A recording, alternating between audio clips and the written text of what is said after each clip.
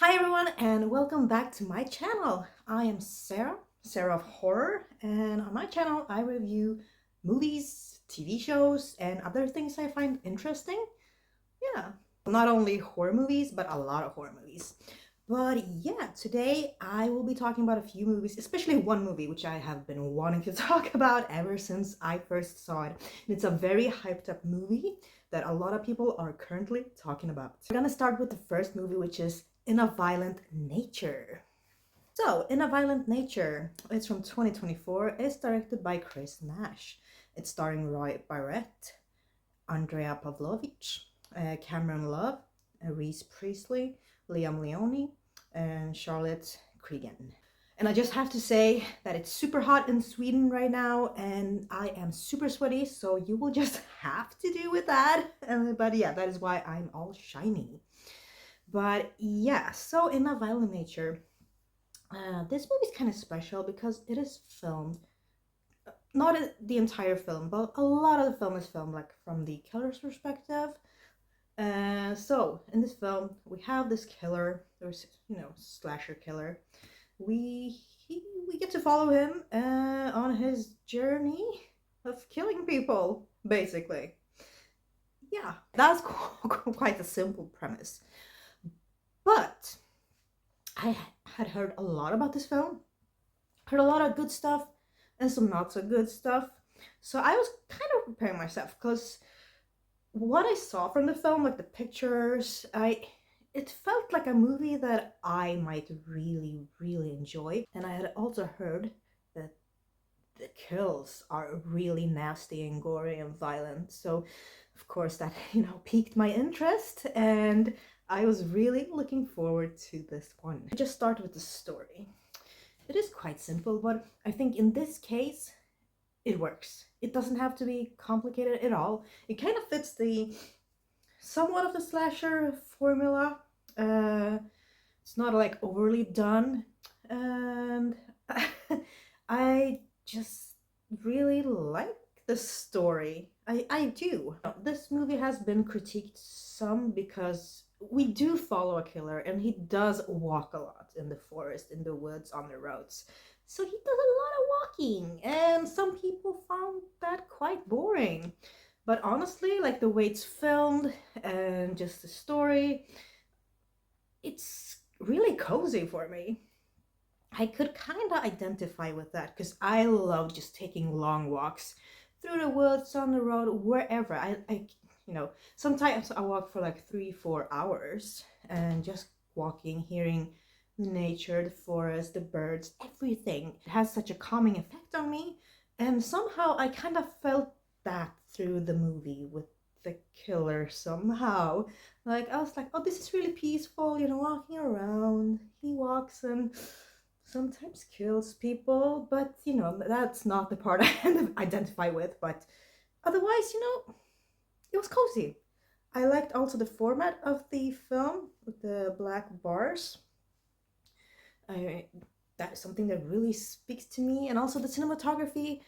It was kind of a little brighter and homage to a bit of the slasher movies from the 80s or also 70s, which was really cozy, and it really worked for me. Especially we had like a really cool fire scene where we see a group of people, men and women.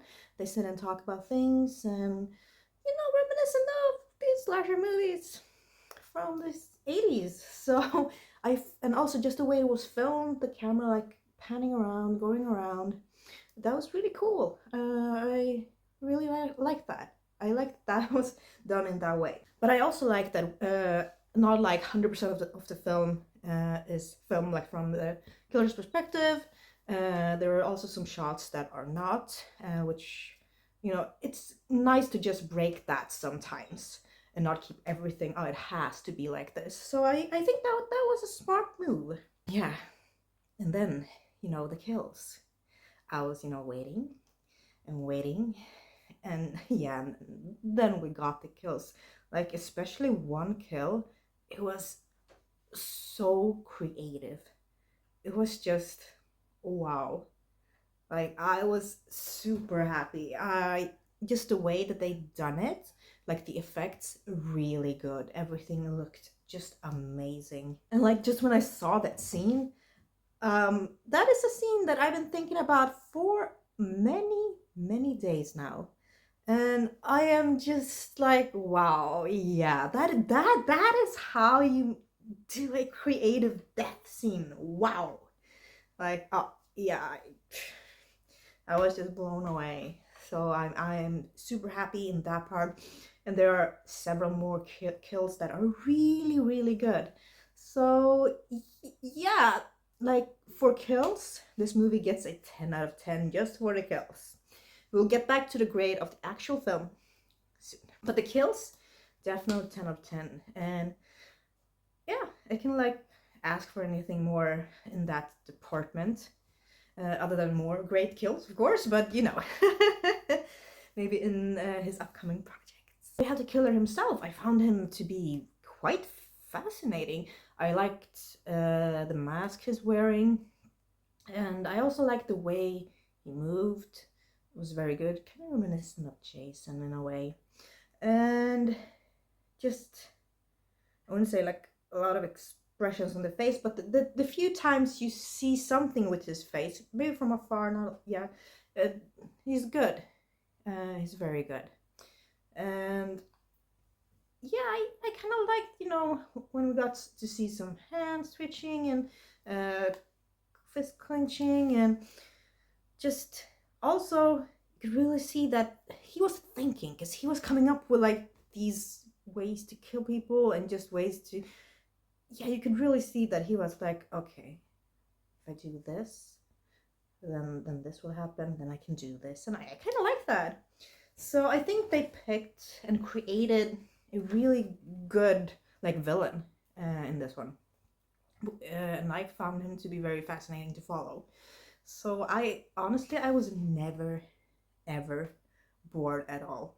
I'm super happy that got in a violent nature, but I can also understand people who do not like this film. Like, I can understand, and I will not argue with you at all, but it just spoke to me. I really like it. I like the vibe, I like the mood, I just like the setting, I like everything. I really do. Yeah, it was simple, but not too simple, and everything kind of fitted each other. Everything just, I was never bored. Also, like the characters, I do feel we get to know them enough. You know, since this is filmed from a lot of times from the killer's perspective, we do not get to know a lot about the characters. We don't get to, you know, really know them deep down inside, or as much as you would if this would have been filmed in a different way. So, I mean, the things we do get to know when they are on camera, I think it's enough. And it is interesting enough, and the little dialogue they do have, it is quite interesting, and I don't think it needs more. What will this one get from me?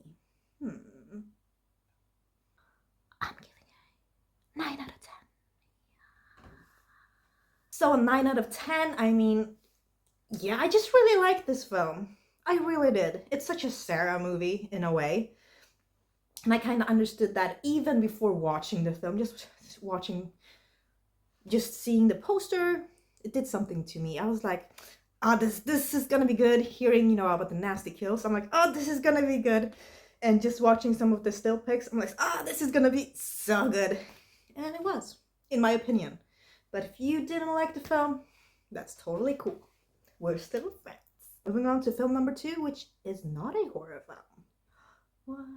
Next film that I'm going to talk about is Babylon. Yes! So Babylon is from 2022. It's directed by Damien Chazelle. It's starring Margot Robbie, Brad Pitt, Jean Smart, and Diego Calva. So in this one, this movie is set in the 1920s in Los Angeles. Here we have Margot Robbie's character, Nellie Leroy. she's trying to make it in Hollywood and, being an actress.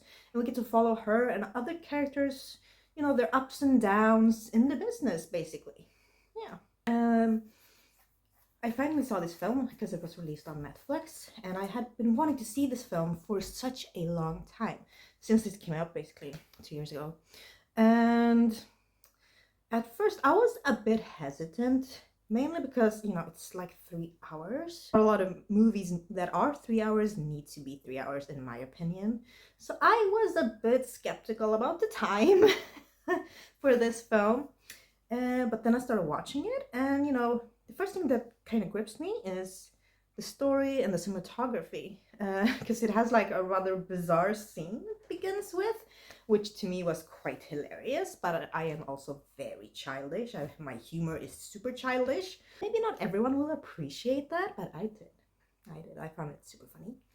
And then we get to this lavish party scene, which kind of lasts for like 30 minutes, which is quite amazing. Like, there are so many things going on in that party that, yeah, it is kind of hard to keep track of everything sometimes, but it also done like very beautifully. It's a bit chaotic, but as it should be. A lot of movement, a lot of, things are happening, but mainly we get to meet Margot Robbie's character, and I have to say that Margot Robbie, she is so good in this movie. She's fantastic.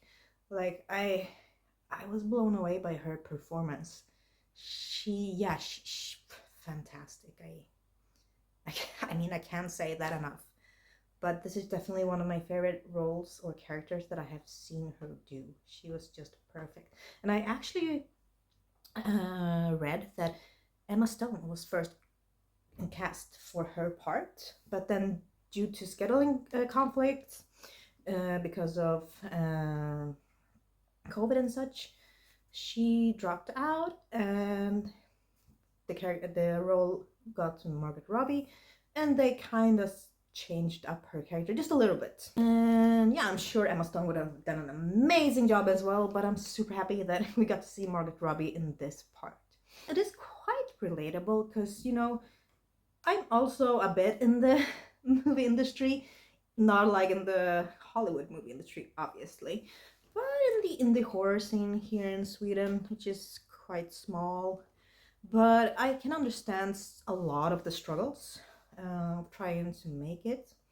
Like, a lot of the emotions that Margot Robbie and other characters like Brad Pitt is in this one. He's also an actor in this one. His character is actually very kind of famous, kind of big, but also trying to stay relevant. I mean, there is definitely some relatability in there that I think a lot of people, we can relate to that. Trying always to, time is passing us by. Everyone's getting older. We do want to stay relevant, especially when you're in that industry. But you just feel that time is passing you by, and yeah. So what do? Many things that I can relate with, and so it did, you know, hit a few nerves, and some scenes will stay with me for a long time.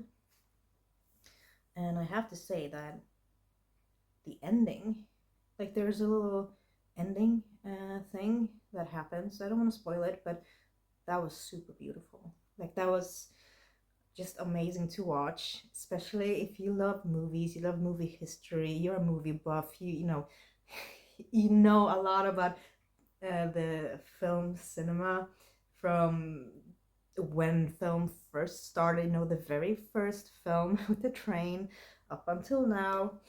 And that part was just really heartwarming, and it made me like almost cry with joy, because I was very touched. That was very moving to me, at least.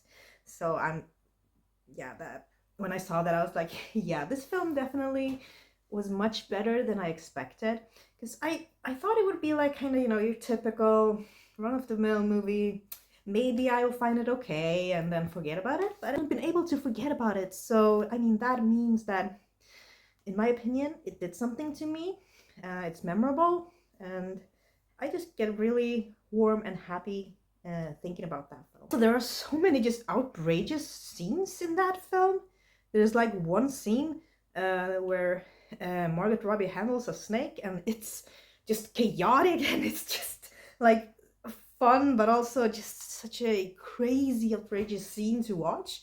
And this movie is filled with scenes like that, and I really like it. I like when movies like go out of their comfort zone and just throws us into these chaotic worlds and scenes. And I mean, the movie went in a lot of directions that I didn't expect it to. So kudos to the filmmakers for doing that.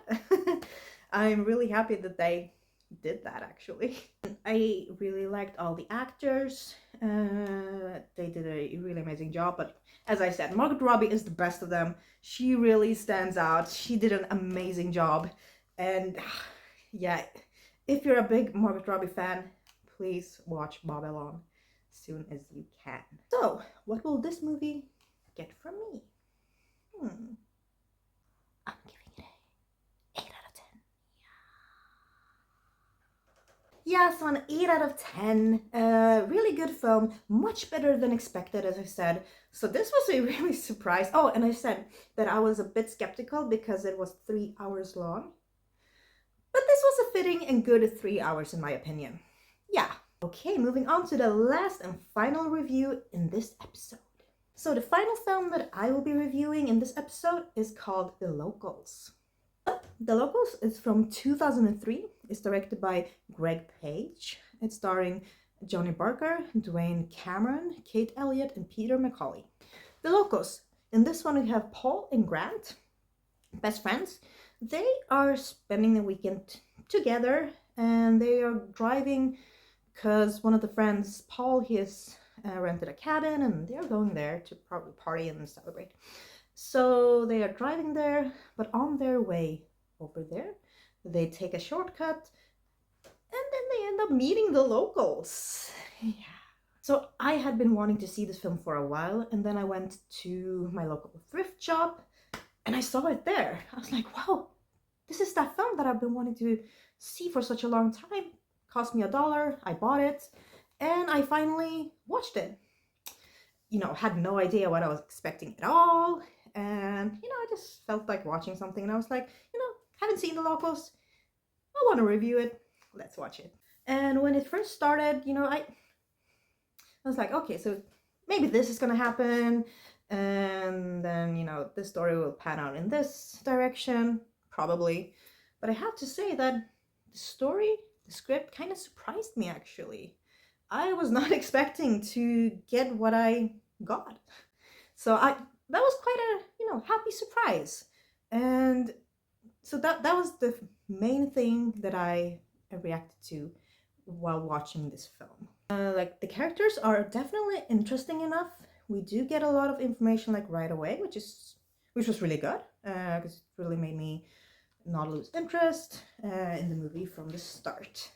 But also, when this movie started and they were like, we're going to a cabin, I'm like, okay, you know, I know where this is going. I've seen these types of movies so many times, but as I said, I was a little surprised. That doesn't really happen a lot these days. And also, this came out in 2003. Like, the aesthetic, the vibe is very early 2000 kind of horror film ish. But it's okay. There were a few like really good horror films from that era. And this was also better than expected, I have to say. We do get some nice kills, but that isn't like the main focus in this film. Like, if this would have been a typical film with that story, which, you know, there are a lot of horror films that do that, then the kills would have been much more in focus. You'll be like, okay, let's see some creative kills. They had, you know, gone all out. But in this one, that doesn't really matter that much. I mean, we do get to see some bloody wounds, of course. But as I said, that is not the main thing. The main thing is the story and like what eventually happens.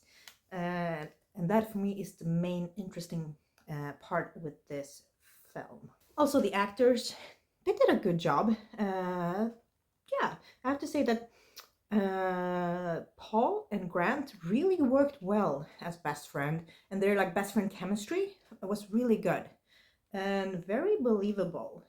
And also, you could see that they really cared about each other a lot. I got a lot of emotions from both of them, which I didn't think that I would get. I didn't think that they would get like so deep and so real, because especially with Paul, I had like him figured out in a totally different way, and then he kind of surprised me in a lot of scenes. So I'm, yeah, really happy with that. And yeah, they both did a really good job as the main characters. And then of course we have the locals. Because when we first met them, I was like, okay, this is, yeah, of course, meet some crazy locals, and yeah. But they were very memorable. And then, as things progressed, I was like, okay, interesting. Now we get, this is a bit of different view of things, I guess. And I think that kind of turn in the story worked really well. I don't think that the film would have been as good or as memorable without that turn. So, what will the locals get from me? I'm giving it a 7 out of 10. Yeah. 7 out of 10. So, good score. Much better than expected. But yeah, so, we have an episode with really good scores and movies. So 9, 8, and 7. Pretty good. So yeah, I'm super happy that I got to talk about these movies, especially in a violent nature. But I do recommend all of these films. So if you ever get a chance to see them, please do. Yeah, so thank you all so much for watching. And if you enjoy this video, please give it a like. You can also comment a little party emoji if you want to, for Babylon. And also, if you're into Magic the Gathering, which I am, I do have a Magic the Gathering YouTube channel. It's called Pay the One MGT. And the link to that channel is in the description box below. So if you want to watch some gameplays, then please head on over to my Magic channel and subscribe. Yeah, give us a like and comment. See you in the next episode, and I hope you will have an amazing week ahead. Bye!